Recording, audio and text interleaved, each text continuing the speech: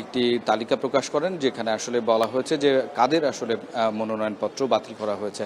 মূলত আসলে ৩২২ জনের আসলে ডাকসু এবং সিনেট সদস্যর ক্ষেত্রে মনোনয়ন দাখিল হয়েছিল, যার মধ্যে ৩১৫টি আসলে টিকে থাকে। পরবর্তীতে 7টি আসলে যেটি দেখা যায় যে মনোনয়ন নিয়ে আপত্তি থাকে আসলে নির্বাচন কমিশনের।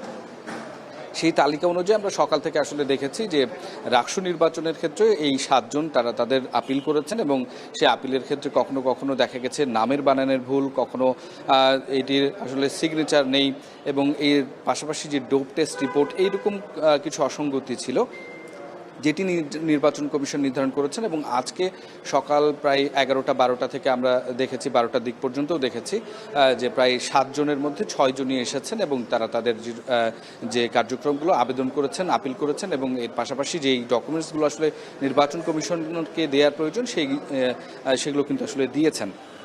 নির্বাচন কমিশনের প্রধান নির্বাচন কর্মকর্তা তিনি আমাদেরকে যেটি জানিয়েছেন যে 12টার পর থেকে তারা সেই তাদের শিক্ষার্থীদের দেয়া, সেই প্রার্থীদের দেয়া সেই ডকুমেন্টসগুলো যাচাই বাছাই করবেন, এবং সেখানে খুব বেশি যদি আসলে শঙ্কার কোনো কিছু না থাকে বা আপত্তিকর কোনো কিছু না থাকে, তাহলে সেটি তারা বিবেচনা করবেন। এছাড়া আমরা যেটি আসলে দেখেছি এখানে যে এর পাশাপাশি অন্যান্য যারা আছে, যে এই ধরনের আপিলে ভুলভ্রান্তিগুলো আছে, তারা বলছেন যে এটি খুব স্বাভাবিক একটি ভুল, এবং যারা এখানে এসেছেন তারা বলছেন যে আসলে কোনো ক্ষেত্রে তারা তাড়াহুড়ো করতে গিয়ে তাদের স্বাক্ষরটি ছুটে গেছে, বা কোনো কাগজ তাদের কাছে আছে কিন্তু তারা দিতে ভুলে গেছেন।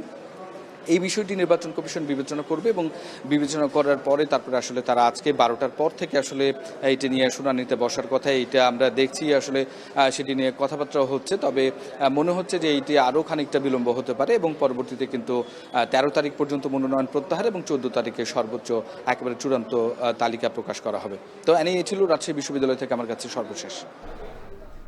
ডাকসু নির্বাচনের কার্যক্রম নিয়ে জানাচ্ছিলেন